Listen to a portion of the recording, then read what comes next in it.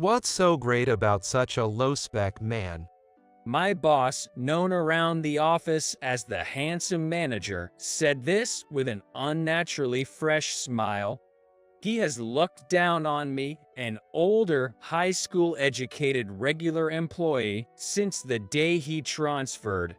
It was the same even at my wedding. There wasn't a hint of a blessing in his attitude. You're so beautiful, yet you have such unusual taste.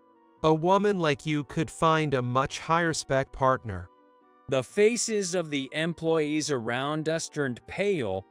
If their thoughts were spoken aloud, it would be, "Manager, you've done." It's one thing to put me down, but this time, it even made my wife feel terrible. I had a ton to say to my boss, but I kept silent. I didn't want to ruin the vibe of our wedding, which is a major life event. It was my wife who spoke up against the boss's remarks. Having you as a boss, I really feel sorry for all your employees. The next day, when I went to the HR department's floor, I couldn't find the manager anywhere. And for good reason, because he had unknowingly said something he shouldn't have to someone he definitely shouldn't have. My name is John Hart, a 35-year-old rank-and-file employee. I work in the HR department of a sports equipment manufacturer. At 35, you'd think I'd have some responsibility. That's what people often think, but I'm just a rank-and-file employee handling all sorts of miscellaneous tasks within the company. Even in such a position, it's generally assumed that if you're a company employee, you've at least graduated from college. However, I'm just a high school graduate for some reasons. After graduating from high school, I had no goal and worked part-time. It was this company that picked me up from that aimless state. To repay the favor, I worked diligently every day behind the scenes to ensure that the employee's performance is maximized. To be honest, it bothers me to see employees of my same age rising through the ladder. But at the time, I was completely exhausted from competing with anyone. So, I never aimed for promotions by getting certifications, sucking up to bosses at drinking parties, or promoting myself. In fact, even when the director suggested I get promoted, I declined, stating it was too premature for me. John, you've been with the company for over 10 years now, right? You understand HR departments work well and are highly respected by the staff. Maybe it's time for you to show your true capabilities as a manager. The director, Robert, has always looked out for me. He is the ideal boss. He notices the extra tasks I silently take on without anyone else realizing. I did want to repay the director's kindness, but I couldn't make up my mind. I appreciate the offer, but I'm uncomfortable with leading others or giving orders. If that's all right, I'd like to keep doing what I'm doing now. If you insist, I won't force you, but you should think about it before you start a family. Once you have kids, it's not guaranteed that both parents can work. You'll have expenses for education and housing, and while it's not much, being in a managerial position does come with extra allowances. You might be in a tight spot if you keep this mindset. Apart from me, there was no one else in the HR department who met the criteria for promotion to manager. My refusal to accept the promotion offer sent the HR department back to square one. As a result, a transfer from another department was decided. The new manager appointed was Thomas Wilson. He is 5 years younger than me and 30 years old. He's tall and slender but has muscular arms visible at a glance. He's what you'd call lean and muscular. The fresh-faced handsome new arrival caused quite a stir among the female staff of the HR department, but it was only for a moment. As soon as Thomas began his introduction, the room fell silent. Hello everyone. I've been appointed as the new manager of the HR department, Thomas Wilson. I studied business administration in college and have obtained national certifications as a certified public accountant and a financial planner. My mission is to improve the operational efficiency of the HR department and enhance the capabilities of our staff. I encourage you all not to be constrained by past norms, but to fully embrace my instructions and guidance. Thomas was a highly ambitious individual. Being appointed a manager at 30 seemed a significant achievement to me, but he was still in a hurry, feeling it was not enough. What I learned later was that, although Thomas often boasted about his academic credentials, he had failed to get into his first choice college and ended up attending one that was a rank lower. So, while he appeared confident, he secretly harbored a serious inferiority complex about his educational background. It was intended that I would be promoted to manager, but he must have heard that I turned down the offer. Knowing that a high school graduate had declined his current position leaves Thomas somewhat unsettled. He might have been trying to maintain his self-esteem by belittling me, assuming I was only a high school graduate. You're a high school graduate, aren't you? Can't study, can't go to college, and can barely manage the bare minimum in human relations. Someone who can't take responsible actions surely can't lead a team in an organization. Though, I doubt anyone would follow you in the first place. Maybe you're right. I'll handle any menial task. I didn't want to sour the atmosphere in the HR department, so I decided to fully go along with Thomas. However, a gloomy air started to envelop the HR department. The director, noticing this and worried, commented, Thomas originally tended to emphasize educational background too much.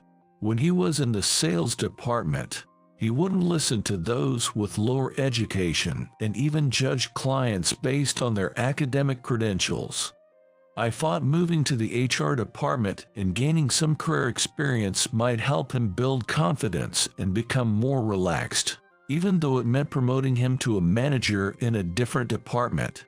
From my perspective, the manager seems well educated enough. His envy is too strong, and he's letting his complexes get the better of him. There will be unpleasant moments, but please look after him for a while. Given these circumstances, the director discreetly assigned me to be Thomas' support. This turned out to be an incredibly difficult task. Thomas, with his quick wit and eloquence, did have the makings of an excellent salesman. However, he utterly lacked the ability to care for, respect, and develop others. Within less than a week, the HR department staff had distanced themselves from him. Even though Thomas was the issue, we couldn't let this disrupt our work. So, I went around speaking to each person individually, asking them to be patient because the manager is still getting used to his position, so please bear with us for a while. I had a reason for wanting to quietly settle the turmoil in the HR department. In fact, 1 month after Thomas transferred, I was going to have my wedding. I have to invite Thomas as my boss, obviously. The truth is, I don't want to worsen our relationship with the department head any more than it already is. The wedding is coming up soon. My dad, mom, and even grandpa are really looking forward to it. It's a shame grandma passed away a few years ago. I wish she could have seen me in my wedding dress. I'm sure she's watching over you from somewhere. How about we bring her photo? That way, we can show your bridal look to Grandma, too. Let's make sure to reserve a special seat for her. Hearing my suggestion, Ashley seemed to have an epiphany. That's a brilliant idea. I have a photo from when we went on a trip abroad. She really loved that picture, so I'll bring it to the venue. Ashley is my fiancée. She quit her job to prepare for the wedding, but until recently, she was working as an office worker at a certain company. She's a kind, serious, and great cook. My parents think she's too good for me, but they're happy nonetheless. I'm just a high school graduate and a regular employee, so I don't make a lot of money. We can't afford a lavish wedding, but Ashley is grateful and happy with my intentions. I can't help but feel saved by Ashley's subtle kindness. Now, I'd like to talk about how I met Ashley. Ashley was an employee at a client company of the place I work. We met when she had just joined her company as a new employee.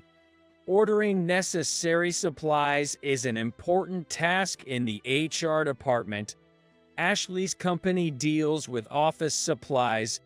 Therefore, our transactions took place throughout the year. Now, Ashley can take care of various things, but she was very clumsy when she first joined. There were notable mistakes in ordering supplies and issuing documents. However, through our interactions, I came to know she is a hard-working, serious, and sincere person. Eventually, I found myself having feelings for her, but since she was a client's employee, I kept my special feelings to myself. We got closer not through work, but in our private lives. I work at a sports equipment manufacturer, but I was originally a die-hard baseball kid. I batted second and played shortstop. There was a time when I aimed for the National High School Baseball Championship or the professional baseball world, spending every day thinking about baseball. Due to my job, I had only been watching baseball for about 10 years, but then I started playing again by chance. John, your play is always really good to watch. You're not a home run hitter, but you rack up hits that lead to scores, and the success rate of your bints is impressive. There was a pro baseball player known as a bint master back in the day, and John, you have that vibe. No, that's definitely an overstatement. When I was younger, I thought I could become a baseball player, but the results honestly show it's not such an easy world. No world goes exactly as you wish, but having played baseball, you must have developed the ability to look around you, especially playing shortstop. You need to keep an eye not just on the area between second and third base, but also from the shortstop to second base gap. The man who said this while narrowing his eyes is Paul Smith. He's an 80-year-old who has demonstrated his abilities as a president of a company for many years.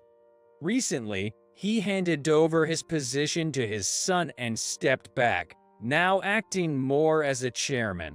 Nowadays, he's more passionate about managing a community baseball team than running the company.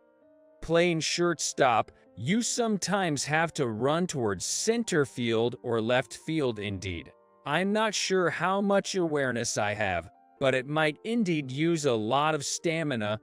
Maybe it's because you're looking around that you use so much stamina. Otherwise, you couldn't cover bases for steals or pickoffs.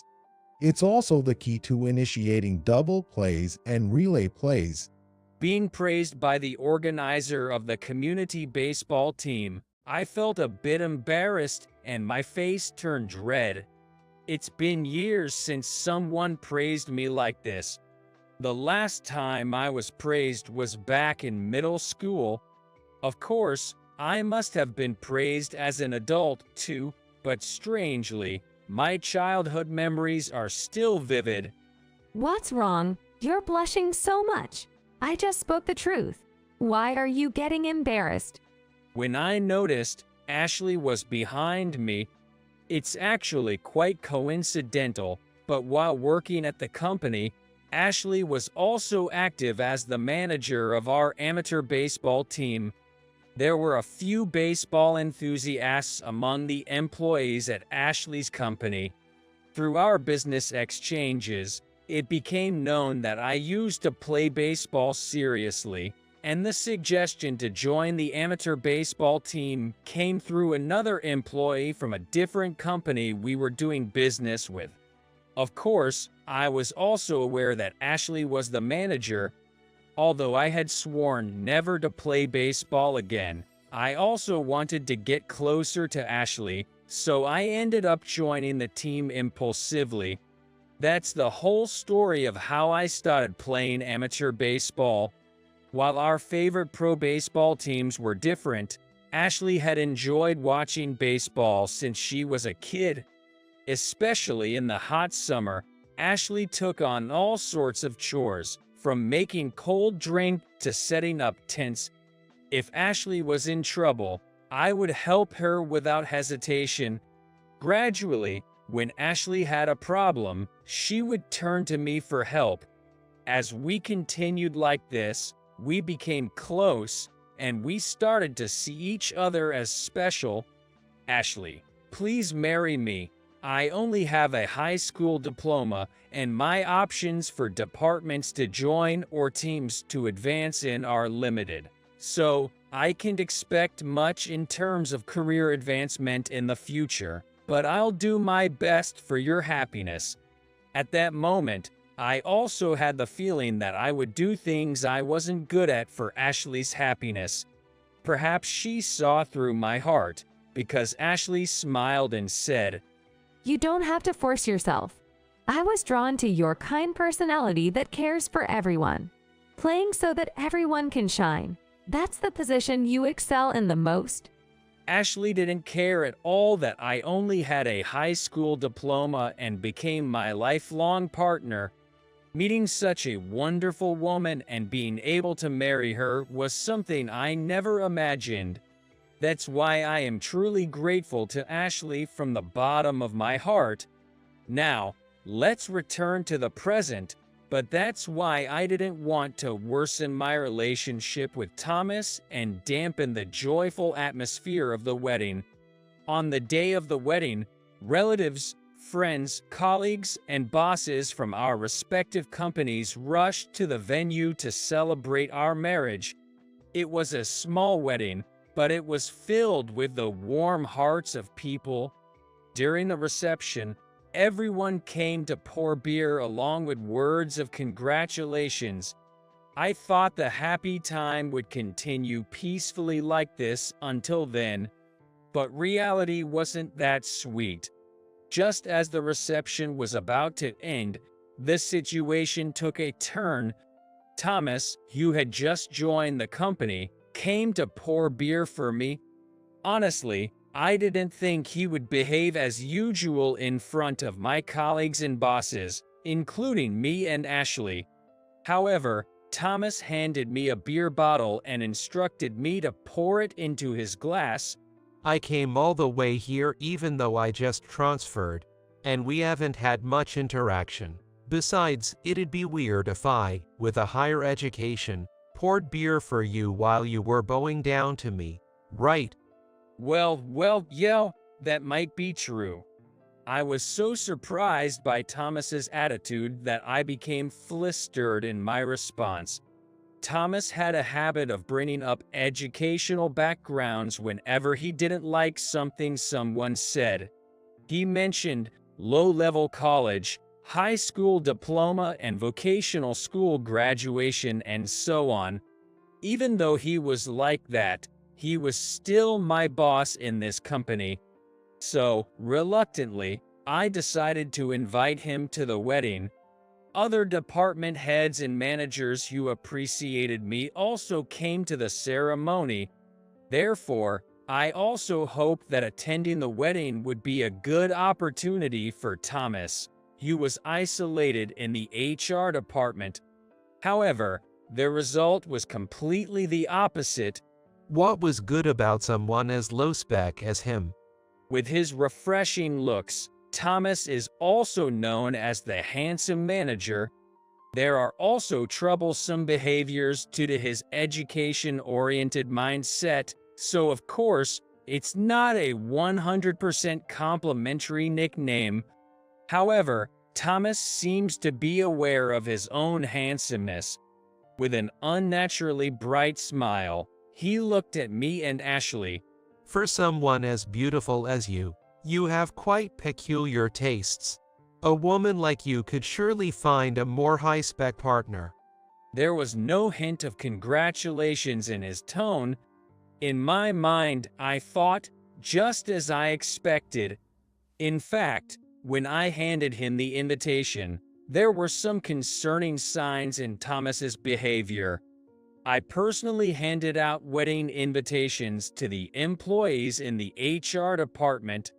It's a fact that their precious day off would be wasted just because we happen to work in the same department. I handed out the invitations myself to show my sincerity. Since we had talked about getting engaged, everyone genuinely congratulated us with heartfelt wishes. However, Thomas's reaction was completely different. He glanced at the invitation but never made eye contact with me. Without even looking at the contents, he casually placed the invitation on the desk. His indifference left me speechless. Why did you choose this week for the wedding? This time of the year coincides with the budget deadline, so the whole company is in chaos. If you're going to drag employees out, you should consider not only your own happiness, but also the situation of those around you. Oh, what a mess, what a mess. Thomas began to complain about the wedding date, although it wasn't clear what exactly was bothering him. Glancing around, the other employees seemed unsure of how to intervene and wore troubled expressions. Looking down, continuing the discussion about the wedding at this point would only inconvenience the other employees. Reluctantly, I surrendered completely. I apologize for not considering your schedule. If you're busy, it's perfectly fine if you can attend. What are you talking about? In this kind of situation, it's the boss who should give a congratulatory speech. Are you implying that you don't care about me? Due to my position, I have to give a wedding gift. I find it wasteful to give you a gift, but I have to do it anyway, so I've included it in my schedule. No, I didn't expect you to attend, so please don't worry about the gift. It's really okay. Feeling the urge to escape from this situation as soon as possible, Thomas seemed satisfied with my response, but there was clearly an awkward atmosphere lingering in the department at that moment. It was clear from his actions and words since he took office up until today that he was naturally a tough person to deal with. I hadn't expected him to make snide remarks in front of the employees. I went home and vented to Ashley about what had happened today. I was really surprised. I had thought for sure that at least my wedding would be properly celebrated, but I guess I was foolish to even hope a little. Thomas is 30, right? I bet he's just feeling the pressure because everyone around you is getting married. Don't worry so much. Everything will be fine on the day. Ashley offered me some encouraging words. At that time, Ashley hadn't yet realized the true horror of what Thomas was capable of. Spending time with Ashley was very comforting. Even though the issue with Thomas lingered in the back of my mind, my spirits were completely lifted. However, even on the day of the wedding, Thomas' attitude was the same as always. I regretted inviting him, realizing it was a mistake. Suddenly, overcome with frustration, I couldn't stop shaking. Without noticing anything was amiss with me, Thomas loudly proclaimed for the whole venue to hear. Oh, someone with your lack of education is doomed to be a low-level employee forever. Your salary won't increase, and your wife will surely struggle. I don't mean to be rude, but you should start looking for part-time work now." Thomas was in his own world, completely oblivious to the shocked expressions of the colleagues around him. Everyone must have been thinking, "Thomas, you've done." However, Thomas, perhaps feeling exhilarated from speaking his mind, tried to leave with a brighter smile than usual. I had never seen anything so ridiculous in my life. Thomas's cheerfulness was just a manifestation of his shallowness. I felt pity for Thomas. Then, someone called out to stop Thomas. It was Ashley, who would become my wife. She had heard stories about Thomas, but seemed not to have expected this much. Ashley was angry. To think you're a supervisor, I truly feel sorry for your employees. Thomas, surprised, turned around and asked. "What do you mean?" Thomas turned back to Ashley. Despite her usually calm nature, Ashley could be quite formidable when angry. I prepared myself for what was to come. Why can't you celebrate your employees' happiness? How can you possibly foster growth in your team with that attitude? You've been smiling this whole time, but what are those smiles really about? Your smiles lack sincerity. If you think attending a wedding is meaningless, you shouldn't have come at all. It would have been more respectable and genuine. When Ashley unleashed what she had been holding inside, Thomas's expression changed. "I get this uncomfortable feeling when I see others happy," he retorted loudly, just as our managers and directors seemed to enter his field of view. The executives are taken aback by Thomas' distraught appearance. Thomas was probably panicked by their reaction. He turned his back on us again and left the venue. He seems to have been quite disturbed. He left clutching a beer bottle, his smile as refreshingly misplaced as ever, but ultimately ridiculous. The next day, when I arrived at work as usual, the normally quiet HR department was unusually abuzz. After a wedding, it would have been normal to exchange greetings and share thoughts on the event. But everyone seemed tense and whispered among themselves. "What's going on?" I asked by way of greeting, and one of the employees whispered back. "We can't find the manager. It seems he's been called to the president's office." I see. Do you know something?" I reacted impulsively, though none of the employees were aware of the situation. Pretending to make copies, I made my way to the president's office. As expected, I could hear several voices from inside as I approached. When I lightly knocked on the door, the secretary peeked out. "You've come at just the right time. Please, come in." Inside, I found Thomas, our company's president, a client's chairman, and my beloved wife, Ashley, all sitting at the table with solemn expressions. "Thank you for attending our wedding yesterday." It was a wonderful wedding. Ashley looked truly happy. Yes, indeed. Ignoring Thomas, the chairman, Ashley and I engaged in conversation. Then, the president looked at me, and he apologized to me in front of Thomas. "I'm sorry I couldn't make it to the wedding yesterday. I had a business trip planned 6 months ago. I really wanted to celebrate your new beginning." "No, your thoughts alone are enough." I glanced at Thomas briefly. Thomas was usually confident manager, but he was clearly at a loss for words, his eyes darting around. Seeing Thomas so out of his element, I couldn't help but say, "Thank you for taking the time to come yesterday despite being so busy. I understand it's a busy time for the company, and I apologize for any inconvenience to the HR department. I'm willing to do whatever is needed. so please feel free to direct me. No, about yesterday, I just. Despite being in front of the president, he couldn't manage to respond properly. His mind must have been in turmoil.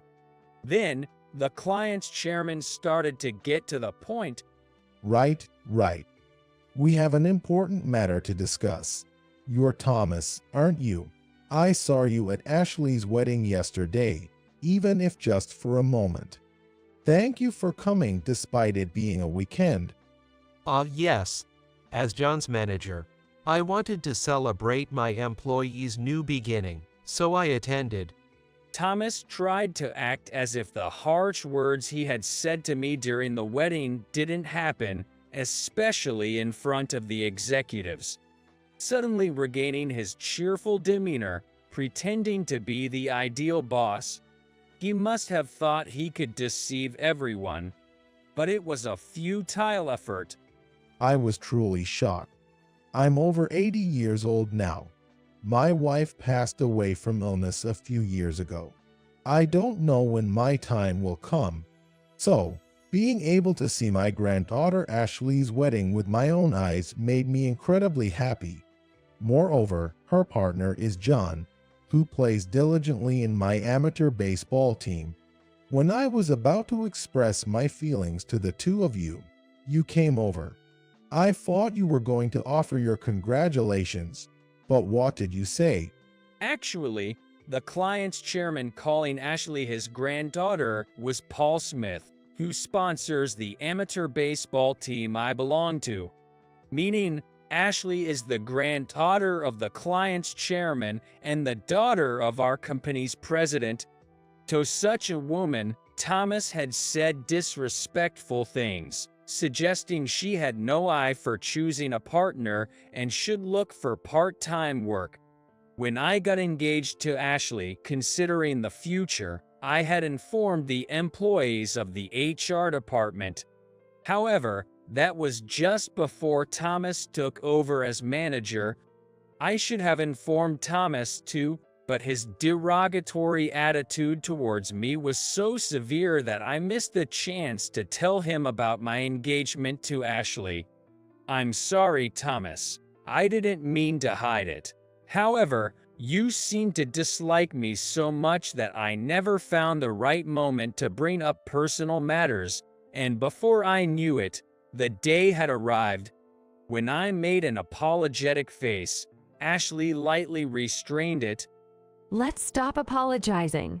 It seems he's unaware of everything. It would be cruel to let him dig his own grave further. So it's better to clarify things now.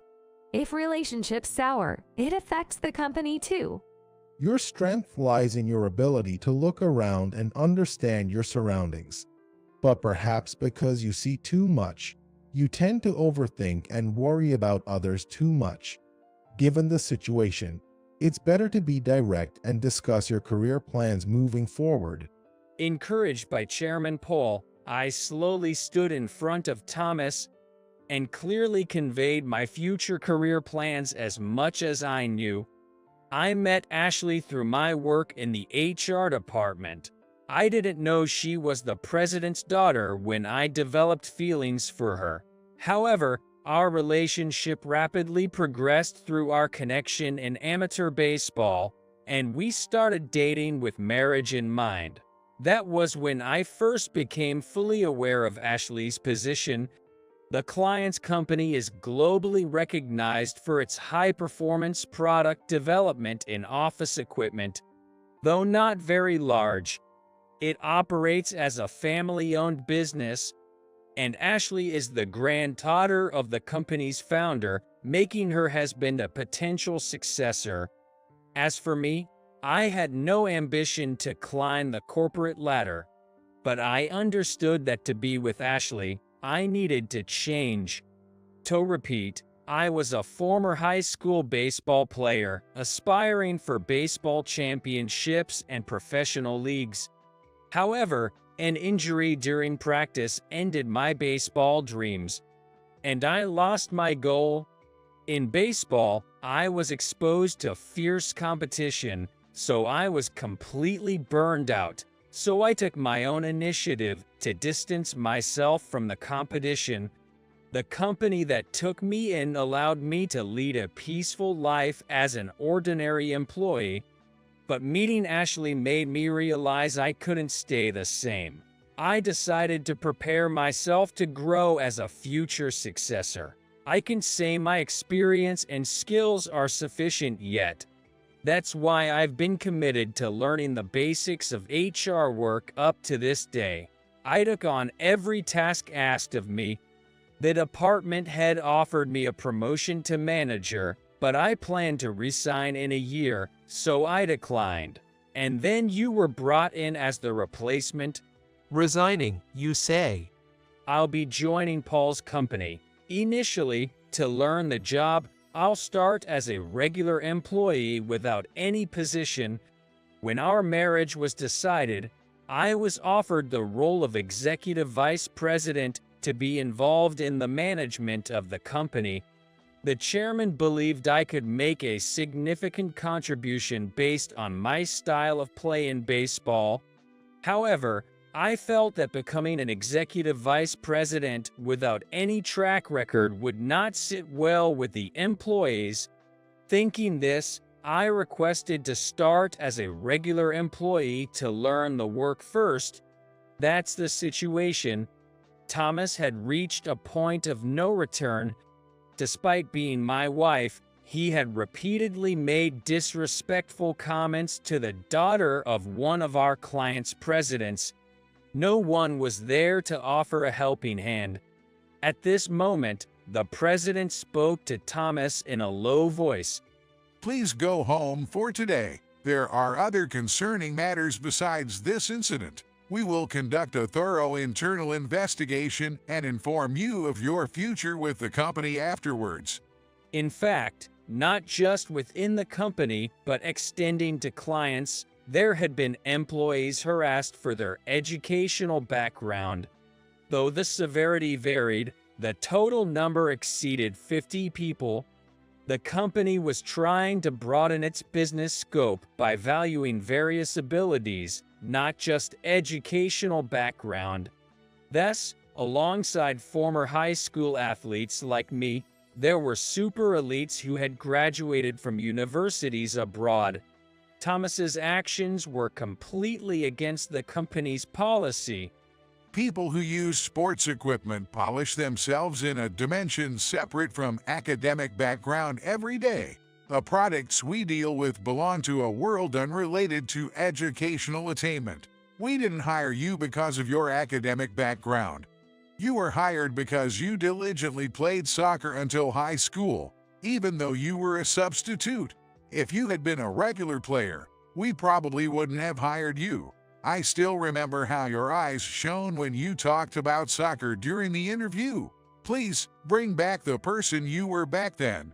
It was later revealed that Thomas, like me, had also experienced failure in sports. He had practiced morning and evening, rain or shine, but never managed to secure a regular spot on the team. He tried hard to get into college in order to look back at the regular soccer team. However, he didn't get into his first choice college.